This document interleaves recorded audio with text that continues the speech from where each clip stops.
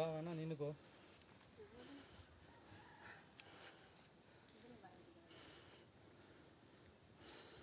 ஓம் ஸ்ரீ கோமாதா போற்றி, ஓம் ஸ்ரீ 14 சித்தர்கள் போற்றி, ஓம் நம சிவாய. சிவாய நம ஓம்.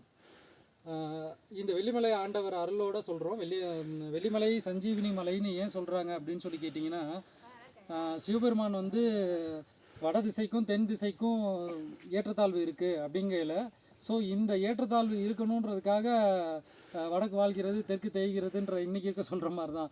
ஸோ எல்லாமே சமநிலை அடையணும் அப்படின்றதுக்காகத்தான் அகத்தியர் பெருமான அகத்தியர் மகரிஷியை வந்து அனுப்புகிறாங்க. ஸோ அப்போ அந்த அகத்தியர் மகரிஷி வந்து எல்லாமே சமநிலைக்கு அடைகிறாங்க அப்படின்னா, அவன் அப்படி இருக்கான் இவன் அப்படி இருக்கான் அப்படின்றது இல்லாமல் எல்லா மனிதனும் மனித நேயமாக இருக்கணும் அப்படின்றதுக்காகத்தான் இந்த பூமியை படைச்சு இந்த பூமியில் இருக்கக்கூடிய சகல ஜீவராசிகளையும் படைச்சிருக்காங்க.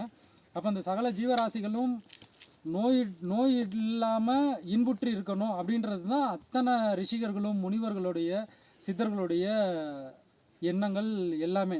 ஸோ அப்படிங்கெல்லாம் மனுஷனுடைய ஆயுட்காலம் வந்து குறையக்கூடாது, எல்லாருமே ஆயுட்காலம் நீட்டிக்கணும் அப்படின்றதுக்காக தான் இத்தனை ஜீவராசியும் படைச்சு தாவரங்கள்லேருந்து புல் பூண்டு வரைக்கும் படிச்சிருக்கான். அப்போ இப்போ நம்ம சொல்கிறோமே இந்த காலகட்டத்தில், இப்போ நான் ஒரு பதிவில் போட்டிருக்க மாதிரி அதை நான் விளக்கமாக பாருங்கள். அந்த ஒரு சாதாரண இன்றைக்கி சொல்லக்கூடிய நவீன காலகட்டத்தில் கோடிக்கணக்கான ரூபாய்க்கு இருக்கக்கூடிய மருந்து அப்படிங்கிறது இங்கே இருக்குது. அப்போ அதை வந்து தெரியாமல் எப்படி சொல்லுவாங்கன்னா, சித்தர்கள் சொல்லுவாங்க, காலுக்கு கீழே இருக்கும் தெரியாமல் காடு தேடி மேடு எல்லாம் ஓடிக்கிட்டு இருப்பான் அப்படின்னு சொல்லுவாங்க.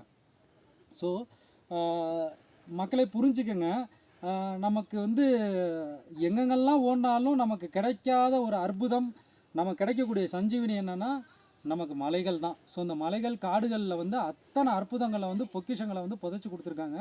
ஸோ சித்தர்களோட அருளால் மலைக்கு வாங்க, உங்களோட ஆயுட்காலங்களை நீட்டிக்கங்க.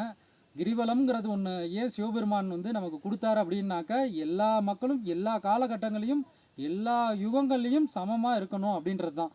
ஸோ சமத்துவம் சமதர்மம் மனிதநேயம் இதெல்லாம் சொல்கிறது நம்மளுடைய சனாதன தர்மம். அந்த தர்மத்தை காப்பாற்றுறதுக்காகத்தான் சிவபெருமான் வந்து நந்தி தேவரை வந்து முன்னாடி வச்சிருக்கிறாரு. ஏன் வந்து நந்தி தேவர் முன்னாடி இருக்கிறாரு அப்படின்னா, நீ போகிற இடத்துக்கு முன்னாடி உனக்கு நான் நிற்பேன் அப்படின்றதுக்காகத்தான் அவர் வரம் வாங்கி அந்த இதை ஏற்றுக்கிட்டார். ஏன்னா நந்தி தேவர் வரம் வாங்கினது எதுக்குன்னா, உன்னைய நான் பார்த்துக்கிட்டே இருப்பேன், அப்போ நான் தர்மத்திலேயே இருப்பேன் அப்படின்றதுக்காகத்தான் அந்த செங்கோலுங்கிற ஒரு ஆட்சியை வந்து கையில் கொடுக்குறாங்க அரசனுக்கு. அதே மாதிரி தான் ஒவ்வொரு மனுஷனுக்கும் நம்ம வந்து ஒரு மூலிகையாக இருக்கட்டும், நம்ம போட்டிருக்கக்கூடிய மாலையாக இருக்கட்டும், அந்த தர்மத்தில் நான் நடக்கிறேன் அப்படின்றத நம்ம முன்னாடி வந்து நிற்கணும், நம்ம முன்னாடி பார்க்கணும் அப்படின்றதுக்காகத்தான் அதை கையில் படைச்சிக்கிறோம். ஸோ இந்த புண்ணிய கஷேத்திரத்தில், இந்த புண்ணிய பூமியில் இருக்கக்கூடிய இடத்துல, இந்த காற்றுல, இந்த பிரபஞ்சத்தில், இந்த பஞ்சபூத சக்தியில் இருந்து சொல்கிறேன், இந்த வாய்ப்பு கொடுத்த அனைத்து கோடான கோடி தேவர்களுக்கும் அடியனின் ஏகபாத வணக்கங்கள். நன்றி.